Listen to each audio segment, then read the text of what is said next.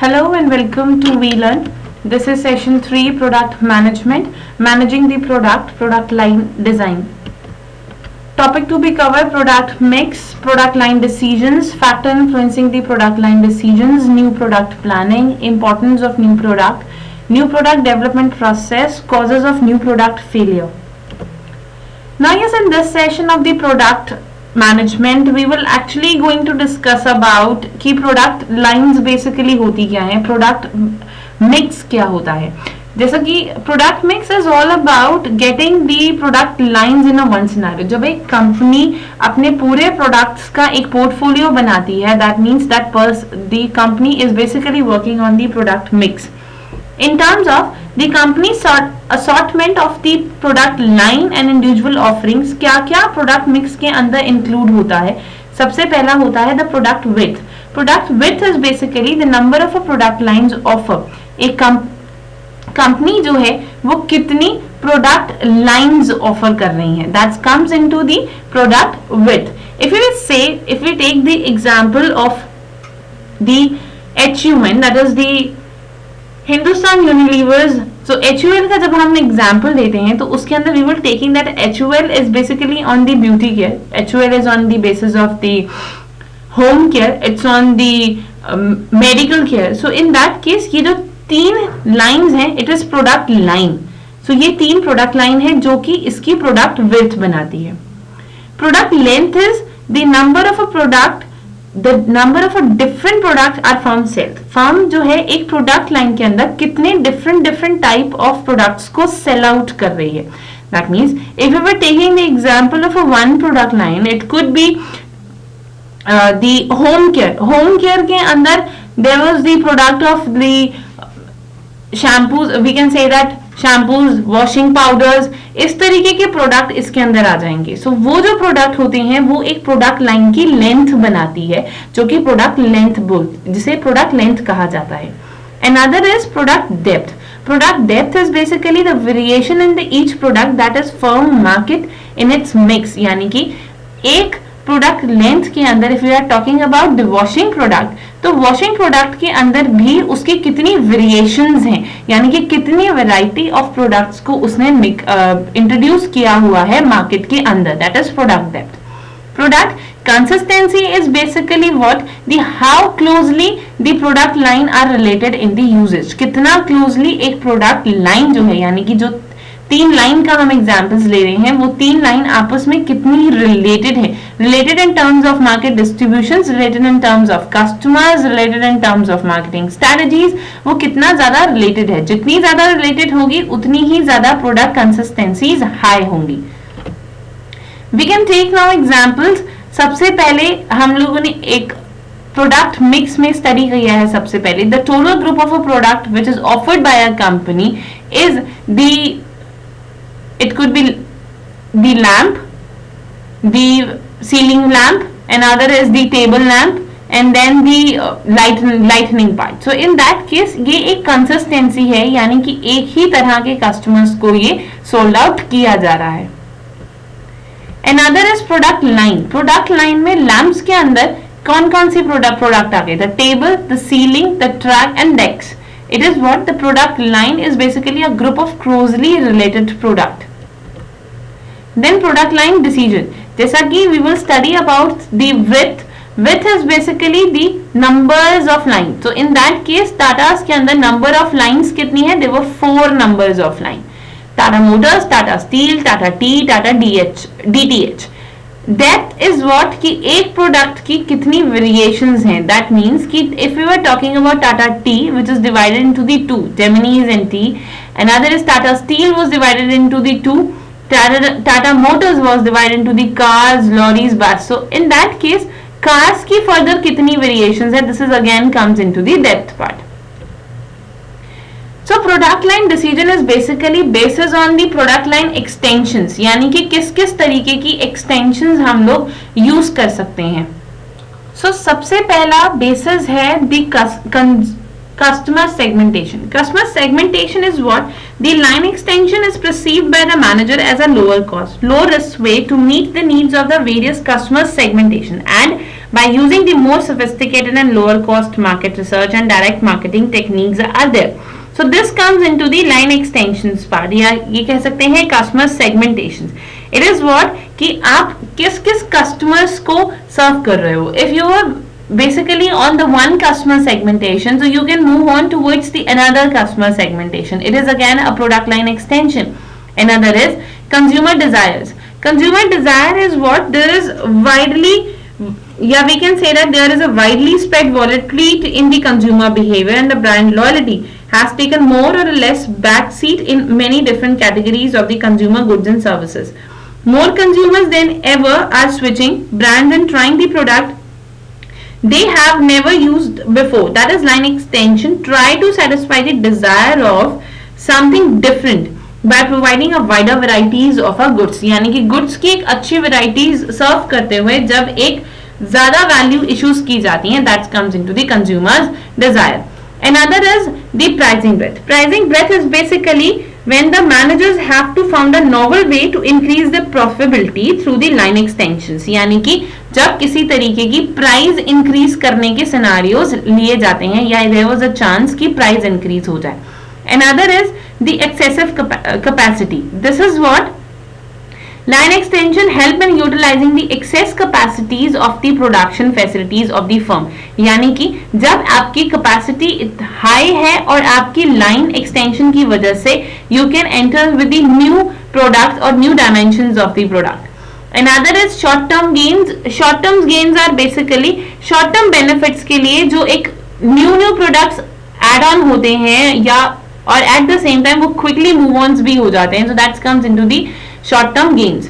Comparative intensive is all about when there was enough full competition in the market और उस competition को beat करने के लिए जब new products की introductions होती हैं.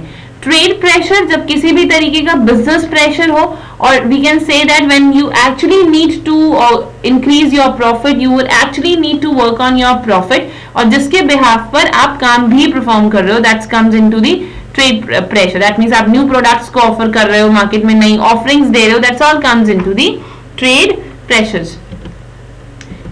Another is factor influencing the product line decisions. ऐसे कौन कौन से फैक्टर्स होते हैं जो प्रोडक्ट लाइन डिसीजंस को इफेक्ट करते हैं. सबसे पहला category size.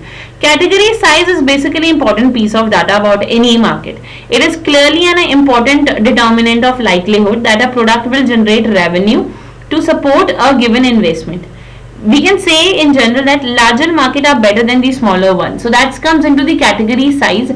Category size is all about like कि कितनी बड़ी मार्केट है और कितना ज्यादा उसमें परफॉर्म किया जा सकता है. If it's a larger market, so obviously larger categories of product. Market growth is all about generating कि एक पर्टिकुलर मार्केट में आप कितनी आपकी ग्रोथ प्रोजेक्शंस हैं, यानी कि आप कितनी ग्रोथ जो है उस मार्केट से राइज कर सकते हो. Product life cycle is the another factor which is what analysing your product life cycle की आपका जो प्रोडक्ट है उसका जो पूरा लाइफ साइकिल है वो क्या है और किस तरीके का है. Then sales cyclist is basically many categories experience the substantial inter years variation and demands. That means कि आपकी जो सेल्स है वो वेरिएबल होती रहती है. There was in cyclicities in it. So वो किस तरीके से होगी. That automobile steel machinery tools are offer tied to the general business condition. So that comes into the sale cyclicities. Seasonality is the one factor. Season basis पर जब आपकी demand shift होती हैं और उस बेसिस पर आपको अपने प्रोडक्ट लाइन डिसीजंस लेने होते हैं. If you are in the seasonal product तो आप डिफरेंट सीजन्स के हिसाब से प्रोडक्ट के अंदर मार्केट के अंदर प्रोडक्ट्स को लॉन्च करेंगे. And another is the profit basis, यानी कि जब आप you will actually emphasize on the profit factors कि आपको कितना प्रॉफिट इंक्रीमेंट चाहिए. देन नाउ सबसे पहले बात करेंगे दी प्रोडक्ट मिक्स डिसीजंस. किस किस तरीके के प्रोडक्ट मिक्स डिसीजंस लिए जाते हैं. So a firm may lengthen or widen its product mix. A company may decide to add the variations that will attract the new users. A product may be propound or alert a new product may extend the product life cycle. It is what the firm may basically working on to lengthen their product mix. वो अपने product mix को जब बढ़ाना चाहती हैं, जब किसी भी तरीके का न्यू वेरिएशन अपने प्रोडक्ट में ऐड करना चाहती हैं या किसी भी प्रोडक्ट को अपने प्रोडक्ट मिक्स से निकालना चाहती हैं, इस तरीके के डिसीजंस लिए जाते हैं. One of the decision is line extension. Line extension is all about introducing a new product that is closely related to the other product in the firm's existing line. That means उस तरीके का product market में launch करना जो कि आपके लिए बिल्कुल न्यू है. New product planning basically that means when you were trying to introduce a new product in your market, you were actually working on the new product planning. That means आप new product से related planning करते हो. Now what is new product planning या what type of a new product can be introduced? अगर new product की बात हो रही है तो आप ऐसे product introduce कर सकते हो which is new to world या फिर which is new for the your organization only या addition to the existing product line. आप ही की product line में एक extension है, एक उसकी वैल्यू ऐड है, इम्प्रूव्ड एंड रिवाइज्ड प्रोडक्ट आप इंट्रोड्यूस कर सकते हो या you are actually introducing that product which help in reducing the cost. Importance of new product. New product की क्या क्या इंपॉर्टेंस होती है? सबसे पहली इंपॉर्टेंट है it's to meet the consumer needs and wants. Consumer की नीड्स एंड वांट्स को फुलफिल करने के लिए न्यू प्रोडक्ट बहुत हेल्प करता है बिकॉज कंपनी अपने प्रोडक्ट पोर्टफोलियोज को इंक्रीज कर रही है. जितना बड़ा उसका प्रोडक्ट पोर्टफोलियो होगा उतने अच्छे से ही कंपनी परफॉर्म कर पाएगी. Then to meet the competition. Competition को मीट करने के लिए company is actually performing. Another is to increase the profit. जब कंपनी प्रॉफिट इंक्रीज करने पर काम करती है. And yes to avoid the threat from the substitute. यानी कि जितने भी कंपनी के सब्स्टिट्यूट, एक कंपनी के प्रोडक्ट्स के जितने भी सब्स्टिट्यूट होते हैं उन्हें मिनिमाइज करने के लिए, उनके इफेक्ट को मिनिमाइज करने के लिए when company introduce a new product. New product के अंदर हम लोग एक स्टडी करेंगे about the new product development process कि किस तरीके से न्यू प्रोडक्ट को जनरेट किया जाता है. इसका पूरा एक प्रोसेस होता है जिसमें सबसे पहले है the idea generation. Idea generation is all about जब एक न्यू आइडियाज और न्यू कॉन्सेप्ट जनरेट होते हैं. It could be systematic search of a new product idea. ये कोई भी सर्च हो सकती है न्यू प्रोडक्ट की इंटरनल सोर्सेज के हेल्प से, कस्टमर्स के हेल्प से, कंपटीटर्स के हेल्प से, डिस्ट्रीब्यूटर्स के हेल्प से, सप्लायर्स के हेल्प से, but it was in the idea generation. Second is idea screening. When the organization is actually performing for the screening part, यानी कि वो आइडिया को एनालाइज करती है. The process to spot the good ideas and drop the poor ones. That comes into the ideas screening. Another is technical feasibilities and financial variables. कि कितनी technical known house है company के पास and yes at the same time the financial variabilities. Third is concept development and testing. That means जो भी एक idea या जो भी एक कॉन्सेप्ट ऑर्गेनाइजेशन में लाया गया होता है उसको समझना, उसको अंडरस्टैंड करना. This concept development and testing have in a few process, जिसमें सबसे पहला प्रोसेस है the development product ideas into the alternative product concept. Product ideas को लेकर आना with the new product concept. उसके बाद उसी आइडिया को टेस्ट करना, that is concept testing. Testing the product concept with the group of the target customer and other choose the best one. Then step 4. Step 4 is what the marketing strategy development. यानी कि आपके पास एक idea generation हुआ था, आपने उस idea को analyse किया और उसी आइडिया के बिहाफ पर आपने कॉन्सेप्ट को भी डेवलप कर दिया. Now fourth is what the marketing strategy development. यानी कि जब एक प्रॉपर मार्केटिंग स्ट्रेटजीज बनाई जाती हैं उस प्रोडक्ट से रिलेटेड. किस तरीके से मार्केटिंग स्ट्रेटजीज बनाते वक्त हम लोग हर मार्केटिंग कॉन्सेप्ट को कंसीडर करते हैं, like target market, plan product positioning, sales and profit goals, market shares, product plan pricing, distributions, market budget. That is second part. और लॉन्ग टर्म पार्ट में sales and profit goals, marketing mix strategies.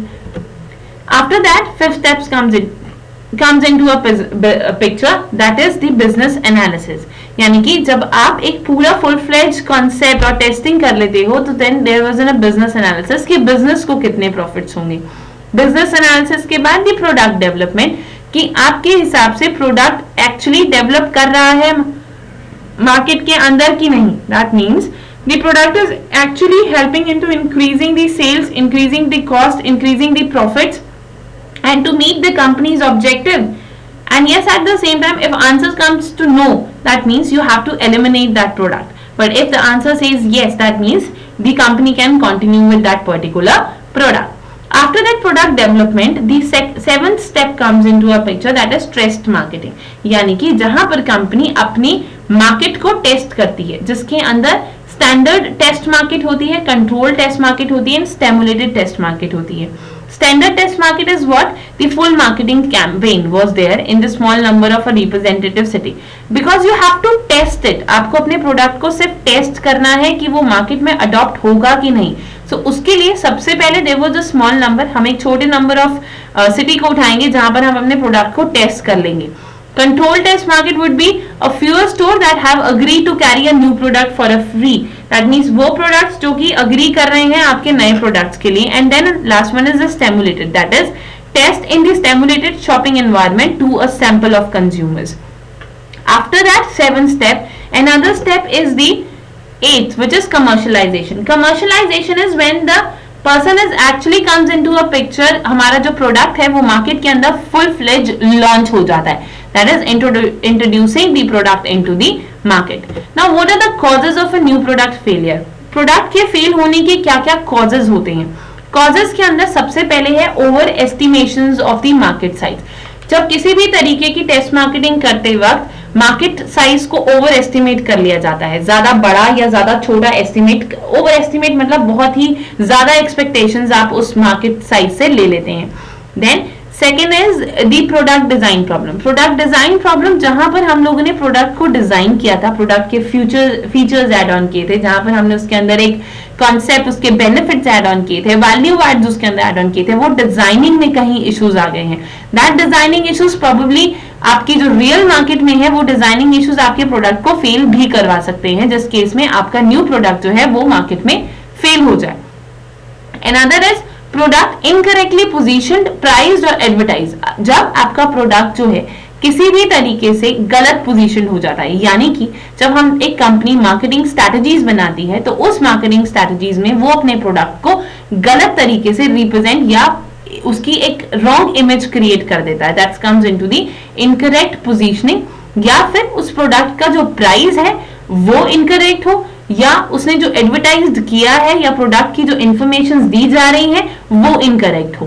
Cost of product development, यानी कि product की development की जो cost है वो बहुत ज्यादा हाई है और इनिशियल लेवल्स पर किसी भी तरीके के रेवेन्यूज जनरेट नहीं हो रहे. So that would be one of the product cost of product development which cause the failure of a new product. Another is the competitive action. Competitive action is what? When there was the competitors of a particular organisations are so keen और वो इतने active हैं और इंटेंस्ड competition है market के अंदर कि आप नहीं परफॉर्म या ऑर्गेनाइजेशन उस केस में नहीं परफॉर्म कर पा रही. That comes into the competitive action.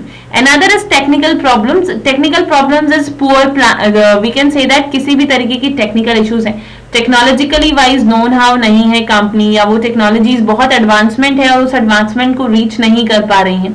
Poor planning probably can of की ऑर्गेनाइजेशन एक अच्छी प्लानिंग क्रिएट नहीं कर पाई, एक रेलेवेंट प्लानिंग क्रिएट नहीं कर पाई. That comes into the poor planning. Another is the inadequate promotions. Inadequate promotions is all about bringing out the less promotion. जितनी एक प्रोडक्ट के लिए रिक्वायर्ड प्रमोशन थी वो नहीं की गई, इनएडुकेट प्रमोशंस हैं. पुअर पैकेजिंग, जो लुक्स हैं, because packaging is a kind of first impression, first look of a product is the kind of first attraction for the consumer. So in that case वो ही बहुत poor है. That comes into the poor packaging. Then fault pricing. Fault pricing is all about bringing की जो pricing है वो product के हिसाब से नहीं है. That means the pricing was so high और उसके हिसाब से product के अंदर qualities नहीं है, product की performance नहीं है. That all comes into the causes of a new product failure. So yes, there are a few questions which you have to do it yourself. सबसे पहले explain the process of a new product development. New product development का पूरा process you have to explain. Another is what is product length. You have to describe कि product length क्या होती है. So that comes into the this is all about for the today's session. So yes, we were winding up here. So thank you so much. Happy learning. We learn.